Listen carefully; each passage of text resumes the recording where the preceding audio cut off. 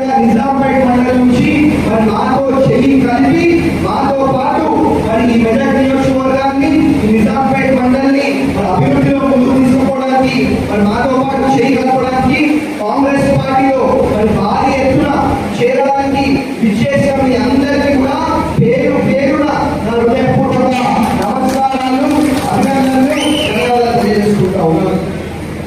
మరి మీకు తెలుసు, మనం గెలిచి 3 నెలలు కూడా అయిపోలేదు. మనం గెలిచిన 3 నెలల్లోనే మరి మెదక్ పక్కన 3 చౌరస్తాలు తీసుకొని బ్రహ్మాండంగా అభివృద్ధి చేస్తూ ఉన్నాము. మనం గెలిచిన 3 నెలల్లోనే మరి మన ప్రభుత్వం నిజాం షుగర్ ఫ్యాక్టరీ తెరవడానికి మరి ఒక కమిటీ వేసి చేసే ఒక ప్రయత్నం చేస్తూ ఉంది.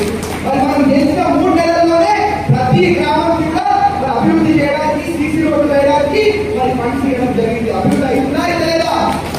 10 ఏళ్ళు మనం ఏ విధంగా మోసపోయామో మీ అందరికీ తెలుసు.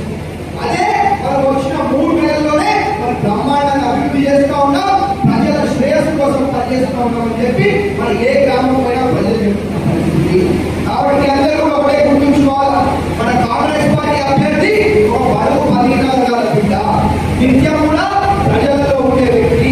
ఇతర పార్టీ అభ్యర్థులు అందరూ కూడా అగ్రకులాలకు చెందిన కాబట్టి మన కాంగ్రెస్ పార్టీ అంటేనే బడుగు బలహీన వర్గాలకి, మన దళితులకు, మన అందరికీ కూడా ఉపయోగపడే విధంగా అన్ని కార్యక్రమాలు కూడా చేపడుతూ ఉన్నది.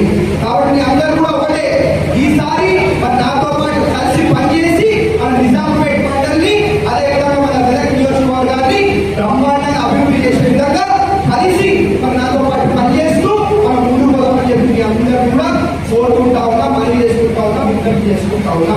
కాబట్టి నేను మనం ఒకటే చెప్తా ఉన్నా, ఇవాళ ఏడు చూసినా టీఆర్ఎస్ పార్టీ అనేది కన్వర్ట్ అయిపోతా ఉన్నది, కథమైపోతా ఉన్నది.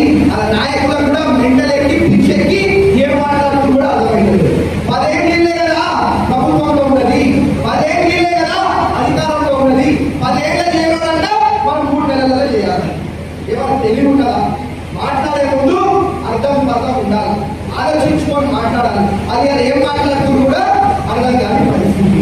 మరి ఇంకో పార్టీ పరిస్థితి ఏమో మరి మీ అందరికీ తెలుసు. అక్కడ మోడీ ఏమంటాడు, మోడీ గారు 400 సీట్లు కొట్టి అంటే 400 సీట్లు ఎందుకంటూ తెలుసా మీకు? 400 సీట్లు కొట్టినాక మన బిఆర్ అంబేద్కర్ గారు ఏదైతే రాజ్యాంగం రాసిండ్రో ఆ రాజ్యాంగాన్ని మార్చే ఒక ప్రయత్నం చేస్తూ ఉంటారు. మన దళితులకు వ్యతిరేకంగా, మన బడుగు బలహీన వర్గాలకు వ్యతిరేకంగా మన ఆ పార్టీ పోతా ఉన్నది. కాబట్టి మీ అందరూ కూడా ఆలోచన చేయాలి.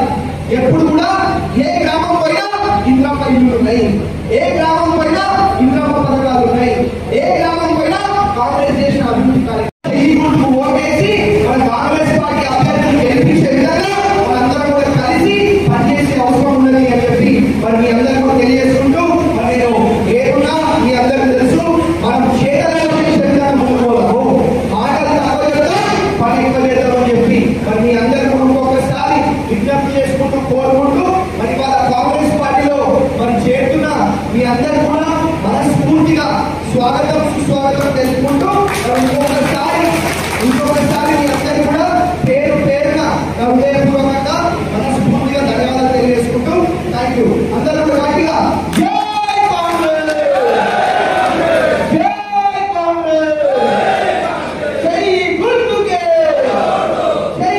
నిజాంపేట్ మండలం నుంచి మరి మాతో చెయ్యి కలిపి మాతో పాటు మరి ఈ మెదక్ నియోజకవర్గాన్ని నిజాంపేట్ మండలిని మరి అభివృద్ధిలో ముందుకు తీసుకుపోవడానికి మరి మాతో పాటు చెయ్యి కలపడానికి కాంగ్రెస్ పార్టీలో మరి భారీ ఎత్తున చేరడానికి విచ్చేసిన మీ అందరికీ కూడా పేరు పేరున నా హృదయపూర్వక నమస్కారాలు, అభినందనలు, ధన్యవాదాలు తెలియజేసుకుంటా ఉన్నాను. మరి మీకు తెలుసు, మనం గెలిచి 3 నెలలు కూడా అయిపోలేదు. మనం గెలిచిన 3 నెలల్లోనే మరి మెదక్ పక్కన 3 చౌరస్తాలు తీసుకొని బ్రహ్మాండంగా అభివృద్ధి చేస్తూ ఉన్నాము. మనం గెలిచిన 3 నెలల్లోనే మరి మన ప్రభుత్వం నిజాం షుగర్ ఫ్యాక్టరీ తెరవడానికి మరి ఒక కమిటీ వేసి చేసే ఒక